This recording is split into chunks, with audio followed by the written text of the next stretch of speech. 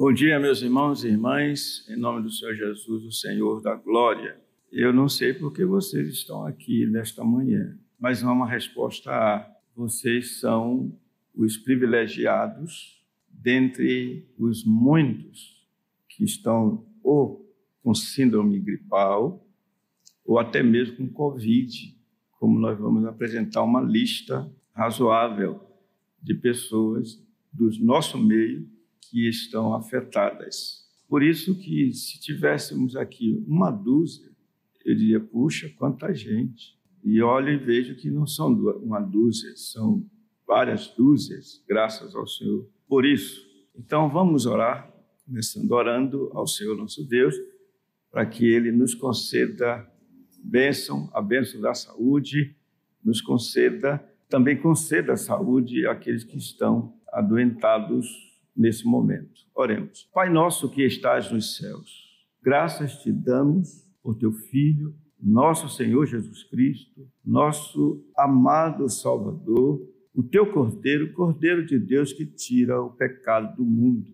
Nós rogamos a ti misericórdia para com os nossos irmãos que estão impossibilitados de estarem aqui por enfermidades e outras razões. Rogamos que o Senhor nos conceda saúde a todos que estamos aqui e que o Senhor tenha misericórdia do nosso país, nossos governantes, que o Senhor tenha misericórdia dos nossos líderes, sejam eles civis ou eclesiásticos. Que o Senhor nos dê agora entendimento, que nós guardemos a Tua palavra em nosso coração e com perseverança andemos em santidade de vida. Perdoa os nossos pecados. Nós oramos a Ti em nome de nosso Senhor e Salvador Jesus Cristo.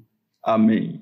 Meus caros irmãos e irmãs, nós vamos ler no livro de Hebreus, capítulo 12, o versículo 3. Esse versículo 3, ele diz assim: considerai, pois, atentamente aquele que suportou tamanha oposição dos pecadores contra si mesmo, para que não vos fatigueis desmaiando em vossa alma. Esse é o último ponto daqueles três, ou última parte daquelas três partes sugeridas, quando olhamos desde o versículo 1 até esse versículo 3, com o tema o encorajamento que vem da história. E é sempre bom a gente ser repetitivo. A Bíblia diz que, Paulo diz aos Filipenses, a mim não me desgosta e é segurança para vós outros que eu vos escreva as mesmas coisas. Talvez, se nós ouvirmos repetidamente João 3,16, nós vamos finalmente entender o que o Senhor quis dizer. Deus amou o mundo de tal maneira que deu o seu Filho unigênito para que todo que nele crê não pereça. Às vezes a gente esquece esse não pereça, mas tenha a vida eterna. Então, a repetição é algo bíblico, a Bíblia ela é enfática nesse sentido.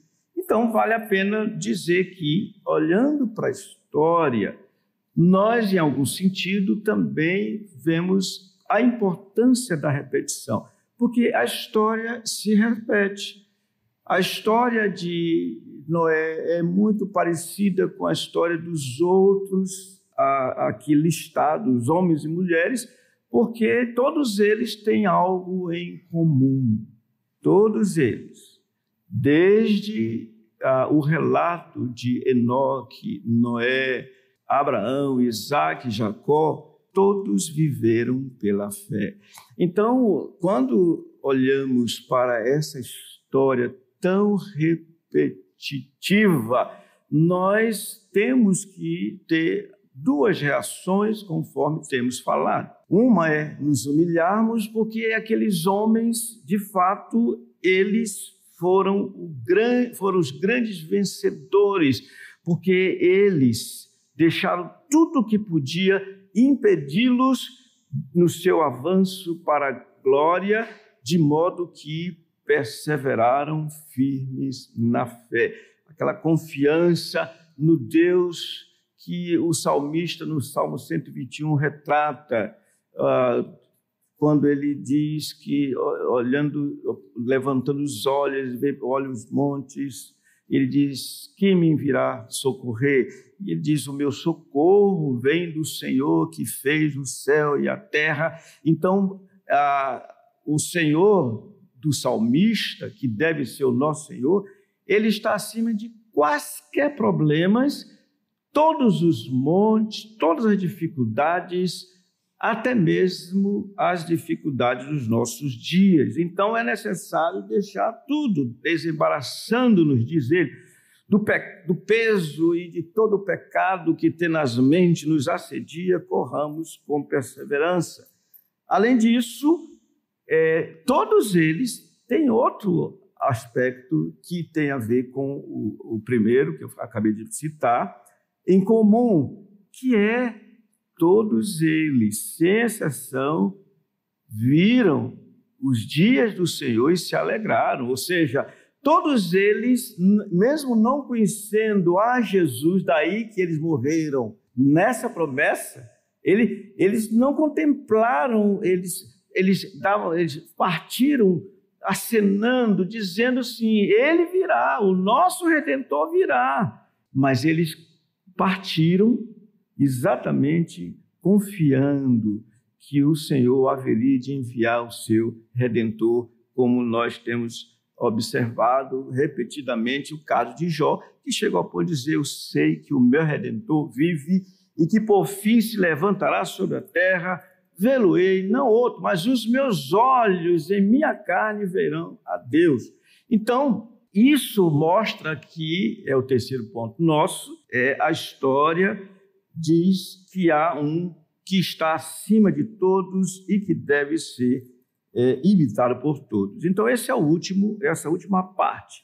Por isso é que aqui nós encontramos essas expressões que devemos olhar com atenção fixa no Senhor, devemos considerar a conduta dele diante das tribulações, devemos atentar para o fim da sua jornada neste mundo, porque diz que ele agora está sentado à destra do trono de Deus. E então, finalmente, chegamos ao versículo 3, que acabamos de ler, com este epíteto. Ou seja, devemos comparar os sofrimentos da vida dele com os nossos.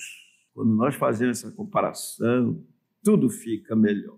Como vimos no domingo passado, extraímos desse versículo 3 aspectos muito importantes que dizem respeito ao nosso encorajamento. Primeiro, lembrar do Senhor quanto à sua maneira de enfrentar os sofrimentos. E nós verificamos, diz o texto aqui, que ele suportou. A ideia, como nós vimos, ele perseverou, ele aguentou bravamente e calmamente. Ele, em outras palavras, pode ser nosso modelo porque nada foi capaz de fazê-lo desistir do seu propósito. Todos nós temos propósitos, mas nem sempre nós vivemos à luz dos nossos propósitos. Por exemplo, nós estamos começando o ano de 2022 e tomamos o propósito.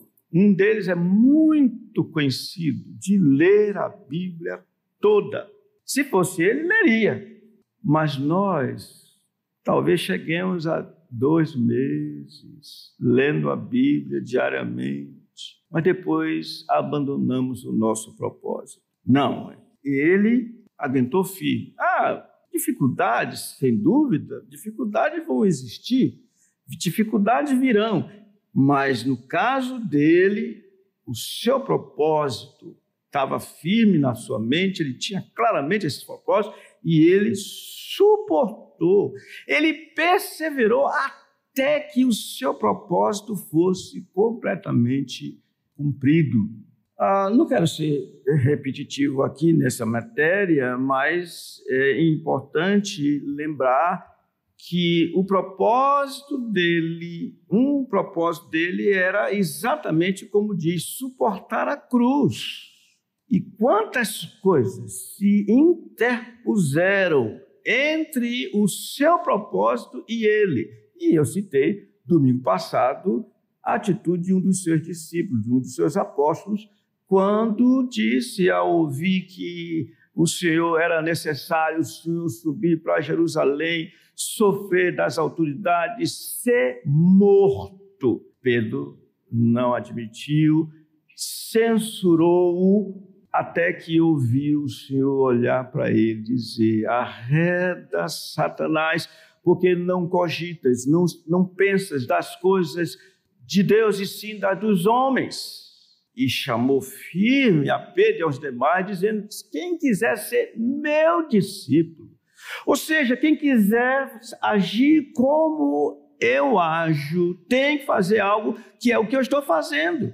Negue-se a si mesmo, tome a sua cruz e siga-me. Se não for assim, não será discípulo do Senhor. Então, nada pôde demovê-lo do seu propósito. Nada, absolutamente nada. E nós sabemos que é muito fácil. Eu tomei o propósito de ir à igreja. Aí vem alguma coisinha assim a mais e já era. Igreja, já era. Aliás, quando se trata de trabalho, até mesmo de diversão, vai até o fim. Mas, quanto às coisas espirituais, como nós fraquejamos. Por isso é que nós vimos isso, nós devemos lembrar dele quanto à natureza do seu sofrimento, que não foi nada igual à nossa. Há um sentido que não tem como comparar. Por quê? Porque, como nós vimos, o Senhor, ele era santo, nele não havia pecado nenhum, a ponto de ele mesmo dizer, trazendo a aplicação para si do que diz o Antigo Testamento: odiaram-me sem motivo. Qualquer um de nós pode se constituir em motivo para ser odiado, pode ser até injusto, mas há um motivo em nós. Às vezes é a maneira de nós falarmos, às vezes é a maneira de nós olharmos, às vezes é a maneira de nós tratarmos as pessoas, às vezes é a maneira que as pessoas nos veem, acham que nós temos o nariz empinado, acham que nós somos assim assado. Então isso é motivo para as pessoas não estar. Mas não tinha isso nele, não havia motivo, em espécie alguma, porque ele foi alguém que fez o bem a todos. Ele veio abençoar a todos e de forma especial a seu povo. Então, a natureza do sofrimento dele não pode ser assim comparada conosco. Não pode. Mesmo porque há um aspecto que diz aqui: ele sofreu a contradição dos pecadores. É uma contradição. Como alguém pode dizer uma palavra dura contra o Senhor se nele não há por que dizer isso? Como alguém vai dizer que eu não quero andar nos caminhos dele quando os caminhos dele são perfeitos? Perfeitos são caminhos que conduzem à vida. Mas os pecadores se contradisseram, se colocaram em contradição, se colocaram em oposição a ele, fizeram dele, na verdade, pedra de tropeço. Como é que uma pessoa pode ter a Jesus como pedra de tropeço? É simples. Vamos imaginar uma moça que queira casar e que sabe o que a Escritura diz acerca do casamento. Mas ela diz assim: não, eu amo tanto esse rapaz, eu vou me casar com ele. E me caso. E casa. O que é isso? O Senhor Jesus se constituiu, nesse caso, de pedra de tropeço, porque ela tropeçou nele. Ele é que é o dono de tudo isso. É dele que se diz: habite ricamente em vós o que, irmãos? A palavra de Cristo. Então, se eu abandono a palavra de Cristo, ele se constituiu em pedra de tropeço. Isso é, ele suportou suportou, irmãos, essa contradição dos pecadores. E tantas outras coisas que nós poderíamos mencionar, como ele sendo para nós pedra de tropeço, quando na verdade quem tropeça? A gente é que tropeça no próprio pecado. Vocês estão acompanhando? Estão entendendo? Ele suportou a contradição dos pecadores. Meus irmãos, quantas vezes os inimigos forjaram mentiras contra ele e como chegaram ao ponto de considerá-lo até mesmo como possuidor de demônios. Daí, como ele tinha um propósito, diz aqui, em troca da alegria que lhe estava proposta, suportou a cruz. E então vem nosso último mesmo aspecto relacionado com esse olhar para ele, aquele que está acima de todos e que deve ser imitado por todos. Nós devemos, nessa comparação que fazemos do nosso sofrimento com a vida deles, devemos olhar para ele, lembrar dele, para evitarmos a prostração. Esse é o último aspecto. Tudo bem? Tudo bem, irmãos? Bem, tudo bem, tudo bem. Para que não vos fatigueis, desmaiando em vossa alma. Aqui temos dois verbos bem interessantes, cujo significado é fatigar e desmaiar. Mas como? Em que sentido? O primeiro, fatigar, segundo Strong, ele significa tornar-se exausto, estar exausto, exaurido e até mesmo estar doente, para que não vos fatigueis desmaiando em vossa alma. É essa fadiga.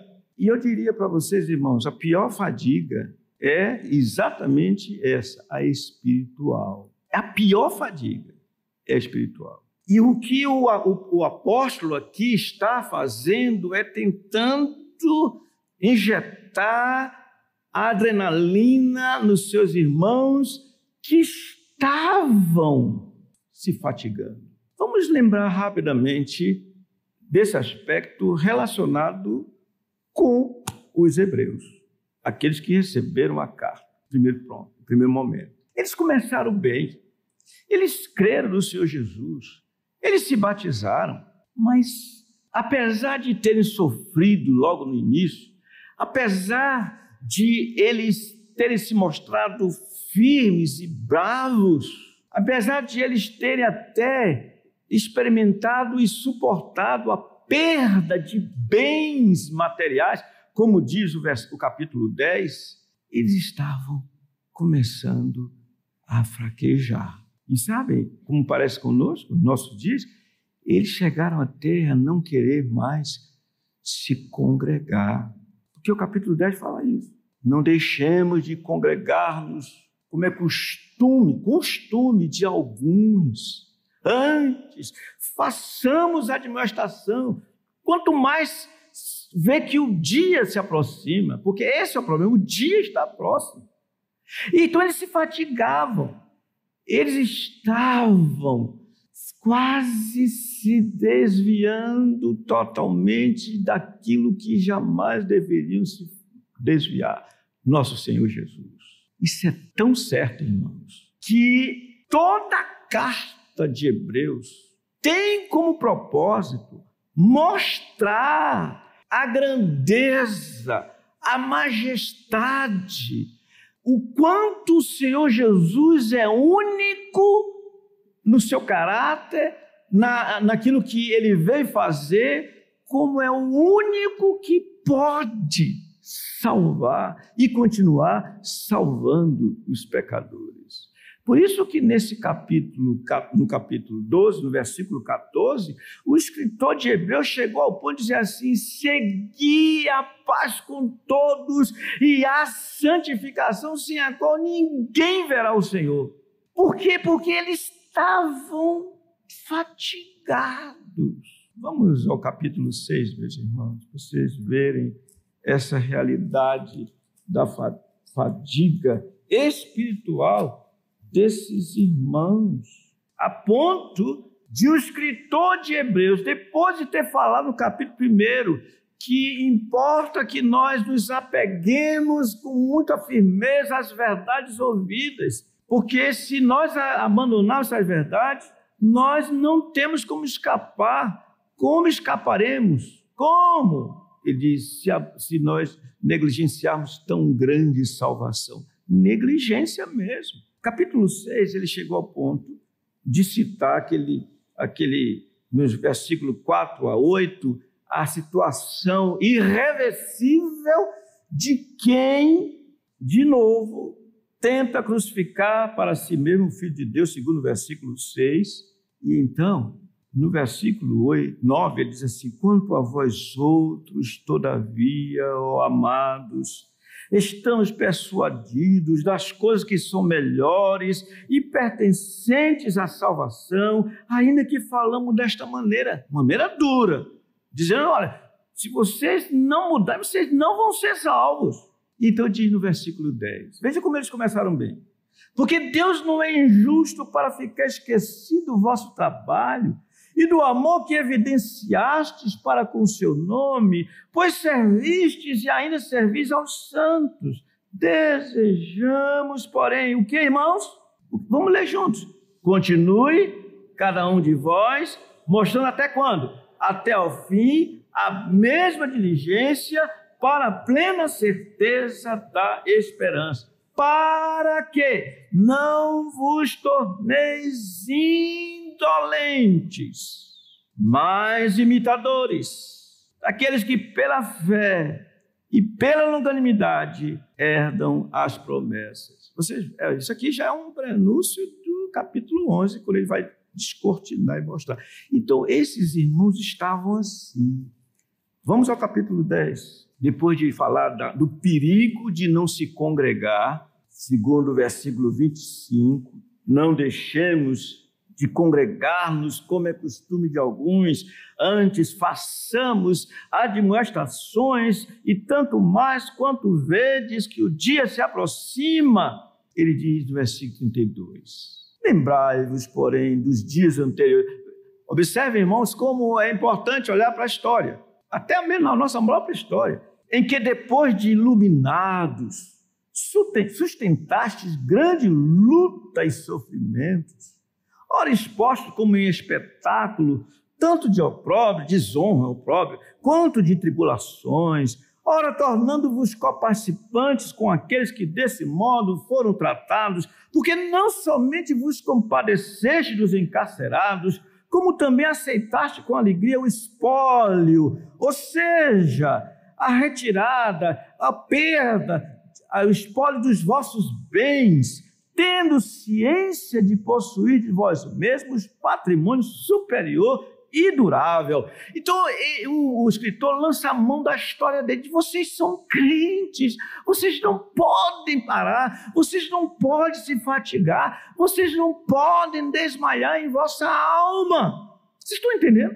E então, vem com a advertência, outra advertência, no versículo 35 desse capítulo 10. Não abandoneis, portanto, a vossa, o que, irmãos? Confiança. Onde é essa confiança? Em Deus, no seu Filho Jesus. Ela tem grande galardão. Com efeito, tendes necessidade de perseverança, para que, havendo feito a vontade de Deus, alcanceis a promessa. Porque ainda dentro de pouco tempo, aquele que vem virá e não tardará. Todavia, o meu justo viverá pela fé. E se retroceder, nele não se compraz a minha alma, diz a Escritura. Nós, porém, não somos dos que retrocedem para a perdição. Somos, entretanto, da fé para a conservação da alma. Meus irmãos, o que nós estamos vendo é a necessidade de lembrarmos do Senhor exatamente para evitarmos essa prostração, esse abandono, essa fatiga espiritual, porque física não há, não. Eu não sei quem foi, o seu Getúlio estava falando de manhã cedo, que ele não estou aqui para eu pedir licença dele. Está aí, seu Getúlio? Atrás do senhor, é? Mas ele não ouve direitinho, ele não está nem me ouvindo, não tem problema, eu vou falar. E aí a gente conversava ali e ele dizia assim que às vezes de manhã ele acorda de manhã e a vontade de não levantar da cama, aí ele fica pensando, não, mas eu preciso ir, tá? E se levanta. Eu até disse para ele, São Pedro, me dê a metade do seu sono, que eu não consigo dormir. Ele tem sono e tem que se levantar, senão ele dorme de novo. Eu queria só metade do sono dele, mas cada um com o seu fardo, né? O fardo é ter muito sono, o meu é não ter sono. Cada um tem o seu fardo.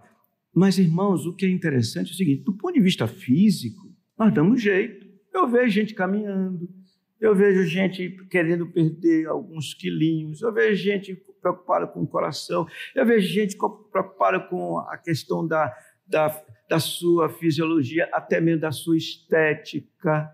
Não só fisiologia, mas estética também, estereótipo, né? Afinal de contas, né? Não tem problema de ter essas preocupações, o problema, porque, inclusive, não precisa nem estimular tanto. As pessoas vão.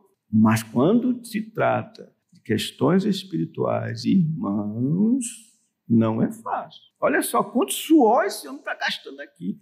Uma carta inteira trazendo para eles, para que eles não desmaiassem, não se fatigassem. Então, esse é o primeiro verbo, não vos fatigueis, não se torne exausto, não chutem o balde, vamos prosseguir, porque vale a pena. Em outras palavras, vale a pena. Tudo bem? Alguma pergunta? A pergunta é, podemos comparar os nossos propósitos com o do Senhor Jesus? Porque quando temos um propósito é nosso, se fracassarmos é nosso propósito, mas o propósito do Senhor era um propósito que era do Pai, para ele cumprir. Então, essa foi a pergunta. Ok. Há um sentido em que, de fato, os propósitos, os pensamentos dele não são os nossos. O Senhor mesmo disse, os meus pensamentos não são os vossos pensamentos. Ele tinha sempre pensamento de bem, o nosso nem sempre é de bem. Quando o Senhor fala do Senhor Jesus, que o propósito do Senhor Jesus era o propósito do Pai, dá no mesmo. Qual era o propósito do Pai? É que o Filho fosse a cruz. Qual era o propósito do Filho? É que ele fosse a cruz. Inclusive, no momento mais crucial da vida do Senhor Jesus, ele negou-se a si mesmo quando disse, Pai, se possível, passa de mim este cálice. Contudo, não seja como eu quero, sim como tu queres. Então, que a minha vontade seja a tua vontade. E é isso que ele traz para nós, quando ele ensinou a oração que diz assim, portanto, vós orareis assim, Pai nosso que estás nos céus, santificado seja o teu nome. Venha o teu reino, faça-se o quê? A tua vontade. Então, nós devemos buscar ter os mesmos propósitos dele. Sempre que nós buscamos realizar, seja lá o que for, segundo a vontade do Senhor, nós estamos buscando ter os mesmos propósitos dele. Vamos pensar num propósito dele, vossa santificação.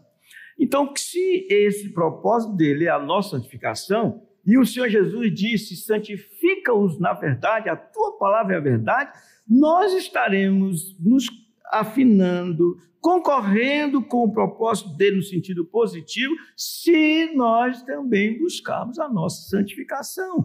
E como é que nós buscamos a nossa santificação? Primeiro, quando nós respondemos uma pergunta que a própria Bíblia faz. De que maneira poderá o jovem guardar puro o seu caminho? Observando segundo a tua palavra.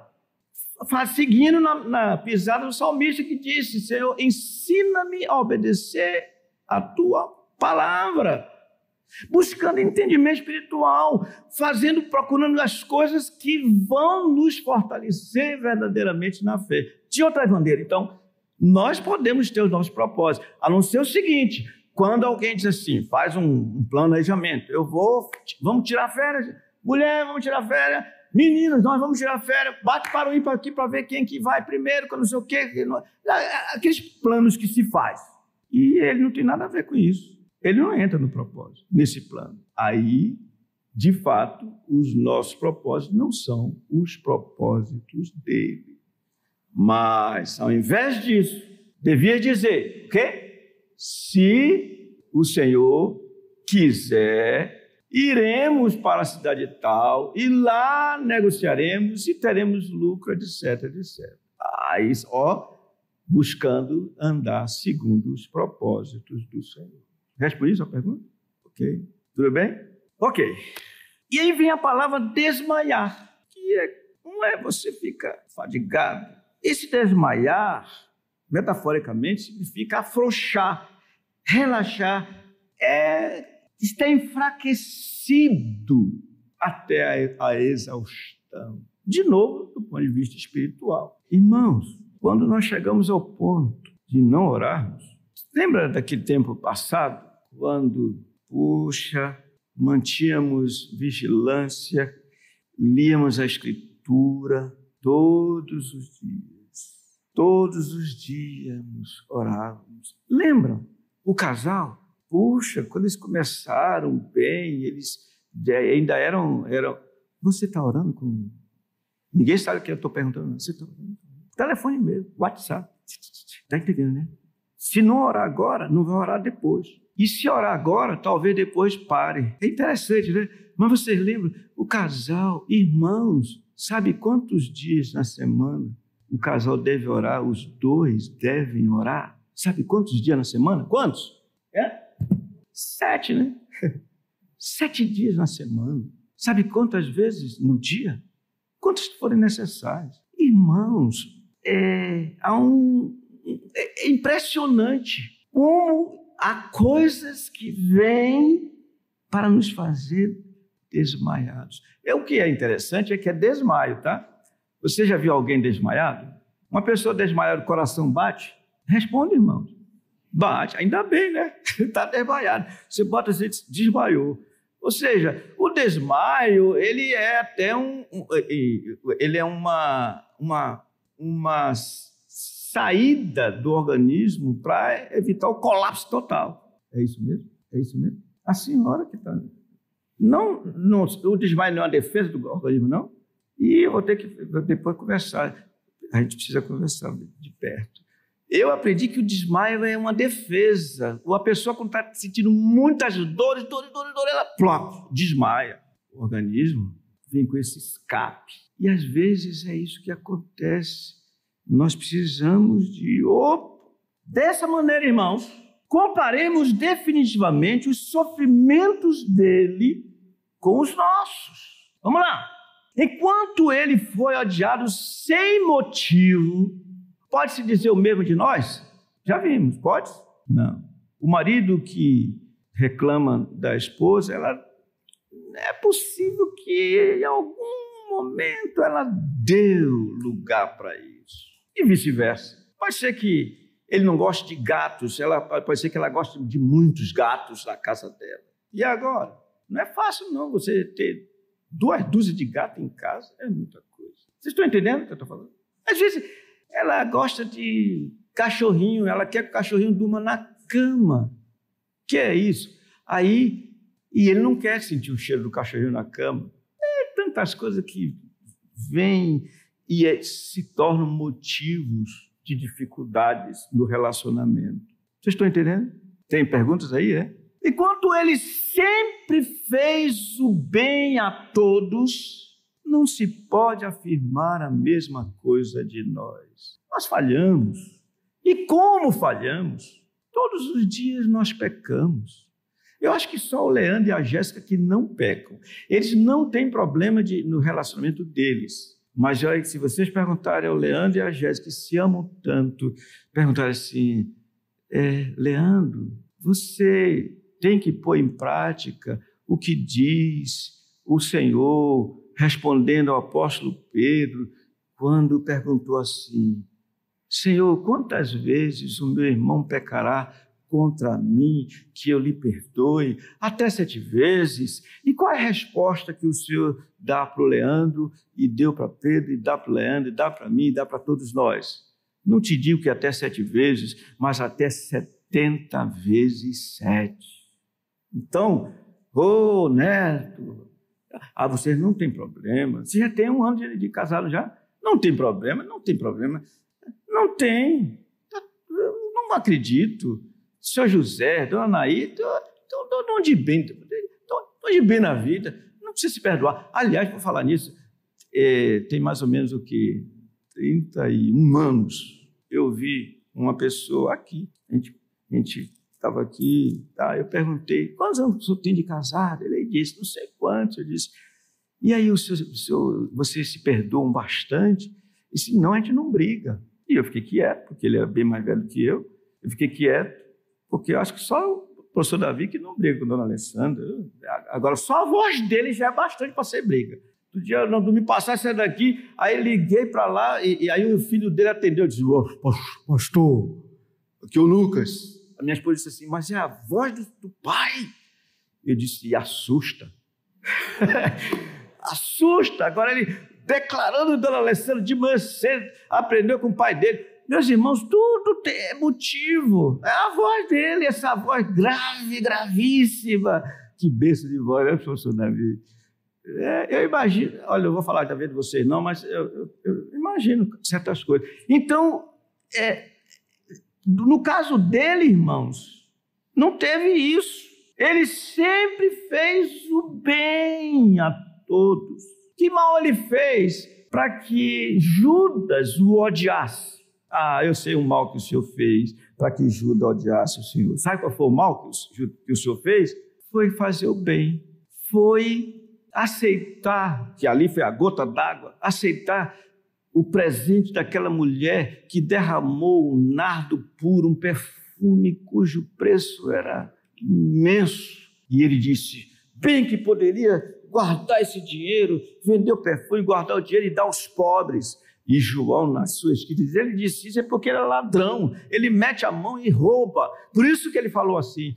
Mas todos os outros concordaram com ele, porque todos cobiçaram o que podia render aquele dinheiro. Todo mundo. Esse foi o mal que o Senhor fez, entre aspas. Que mal, coisa nenhuma. Ele fez o bem. Ele sofreu, irmãos, por falar a verdade acerca de Deus e de si próprio, em todas as circunstâncias. Isso é verdade quanto a nós? Não. Então não dá para comparar os nossos sofrimentos com os dele. Quando nós falamos a verdade, nós desagradamos, às vezes em casa mesmo. As pessoas querem que nós façamos o que elas querem que façamos. Sempre vai ser assim. É difícil. Vocês estão entendendo? Portanto, os sofrimentos dele são incomparavelmente maiores do que os nossos. Então, o que o apóstolo aqui está fazendo é exatamente isso. Considerai, pois, atentamente aquele que suportou tamanha oposição dos pecadores contra si mesmo, como que dizendo, olhem para eles, vocês não vão achar que os sofrimentos dele podem ser comparados com os de vocês. Os de vocês são fichinhas, são nada comparados com os sofrimentos dele. Há alguma pergunta? Mexi contigo, foi? Sim. Foi. Você gostou? Gostou, legal. Fiquemos em pé um pouquinho, por gentileza, irmãos. Esse ficar em pé não é porque eu estou vendo gente dormindo, não. É porque eu, conversando com certa pessoa, ela disse que não é fácil ficar 1 hora e 10 minutos sentado. De fato, antigamente, quando dava 1 hora, eu levantava. E aí eu disse, bem, vou voltar a essa prática de pedir aos irmãos se levantem 45 minutos depois. Olha, a dona menina lá está lá toda fazendo exercício. Faça, irmã, faça exercício. Tudo bem, irmãos? Eu imagino que já estão começando a ficar cansados de ficar em pé. É assim, a vida é assim. Cansa-se de ficar sentado, mas quando fica em pé, vontade de sentar, então sentem-se, por favor. Alguma outra pergunta? Se não fizer, eu vou fazer. O sofrimento do Senhor Jesus foi muito maior que o nosso. Mas, no entanto, quando, vou usar como se fosse eu a pergunta, quando eu estou passando por aquela tribulação, eu vejo aquele meu sofrimento o maior de todos e ninguém tem um maior sofrimento que eu. Quando eu agir assim, como é que eu devo lidar com essa questão?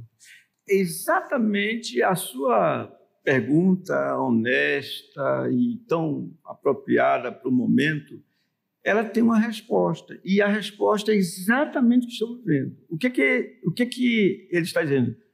Considerai, pois, atentamente aquele que suportou tamanha oposição dos pecadores, para que não vos fatigueis desmaiando, ele diz, em vossa alma. Em outras palavras, olhemos para a cruz. É onde nós encontramos o maior encorajamento para vencermos tudo. Vamos pensar aqui. A cruz, ela tem vários sentidos e simbolismos e significados. Um deles é que a cruz é o ápice do negar-se a si mesmo. Concorda comigo? Ele disse assim: se o grão de trigo caindo no chão não morrer, fica ele só. Se, porém, morrer, produz muito fruto. E aí, lá está ele na cruz. Ele morreu. Ele foi para a cruz para morrer. E em morte de cruz, como diz o apóstolo Paulo, sendo obediente até, olha o limite, final, morte e morte de cruz. Olhar para a cruz é para nos levar à atitude que ele teve. Tende em vós o mesmo sentimento, a mesma atitude que também houve em Cristo Jesus. É isso.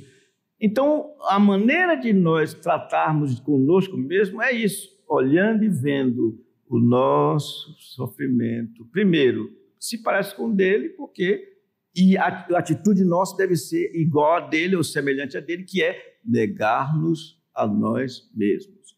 Daí, no casamento, eu imagino, como ninguém sabe quem fez a pergunta, eu vou falar, porque quem ouvir de lá também, quem estiver ouvindo não tem problema.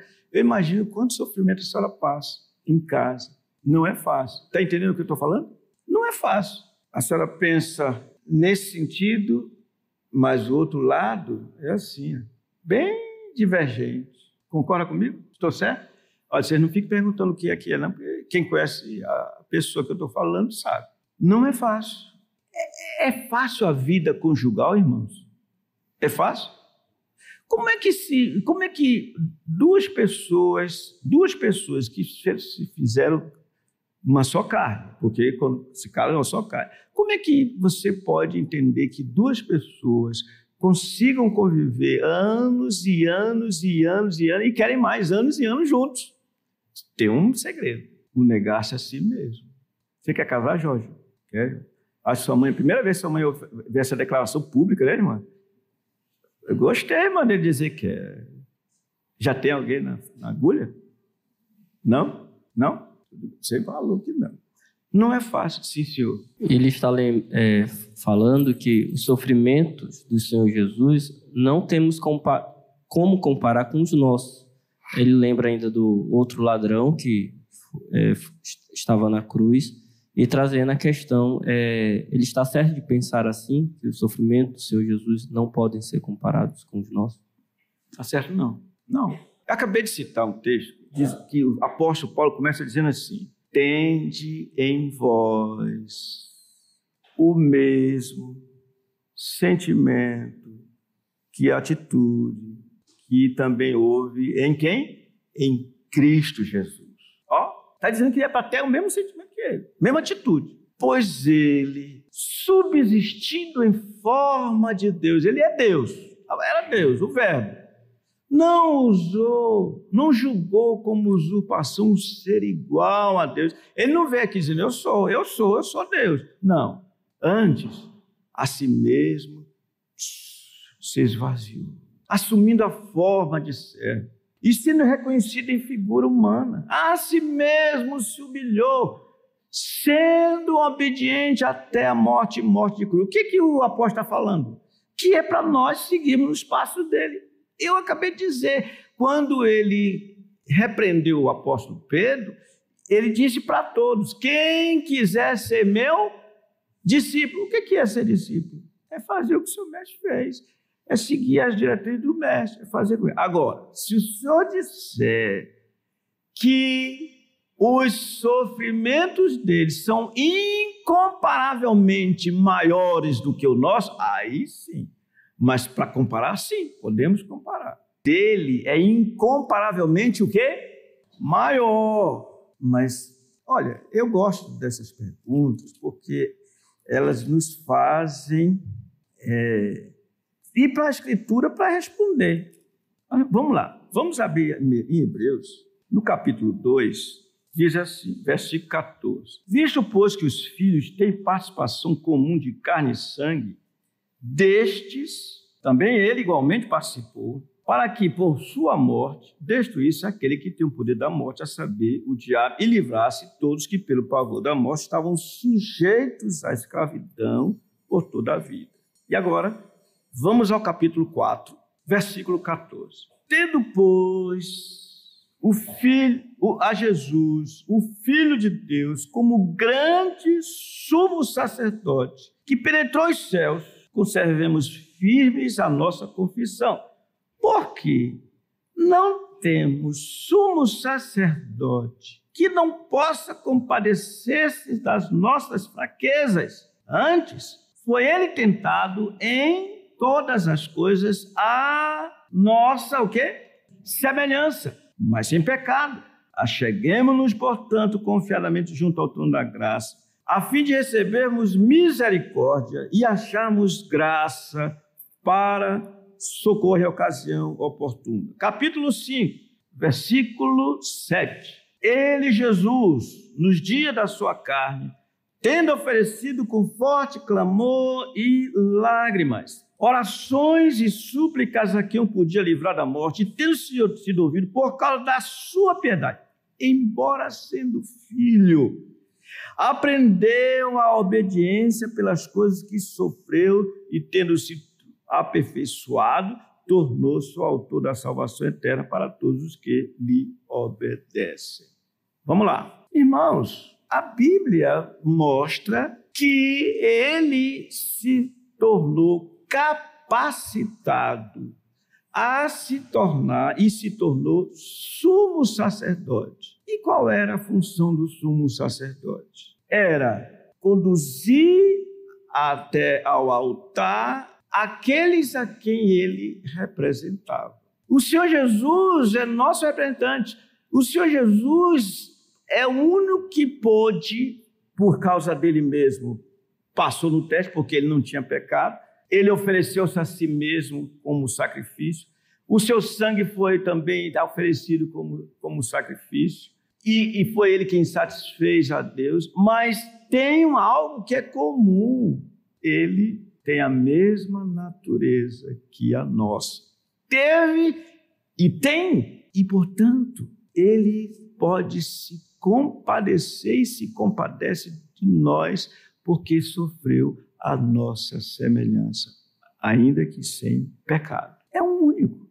Então, quando o Senhor grita de dor, dói nele, sabia? Dói nele. Ou não diz a Escritura que quando nós pecamos, o Espírito do Senhor se entristece? Por que ele se entristece? Porque ele sente. Por que ele se entristece? Porque o Senhor Jesus é o Espírito dele. Se entristece quando nós falhamos. Por isso é que devemos olhar para ele e vermos semelhança, porque ele sabe o que é padecer, e olhamos para ele e dizemos assim, os nossos sofrimentos são fichinhas, porque os sofrimentos dele foram incomparavelmente maiores. Tudo bem? Tudo bem, irmão?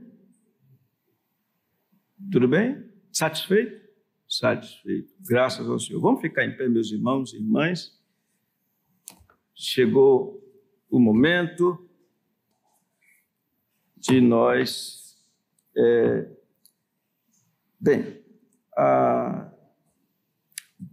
nós vimos então, meus irmãos, que essas coisas foram ditas para nós no mesmo diapasão daquilo que o escritor de João fala quando o Senhor Jesus mesmo disse, estas coisas eu vos tenho dito para que tenhais paz em mim.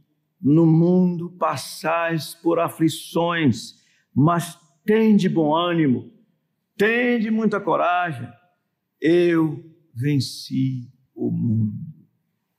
É Ele que diz, eu venci o mundo. E que nele nós sejamos também vencedores, porque nele somos mais que vencedores. Eu vou dizer amém.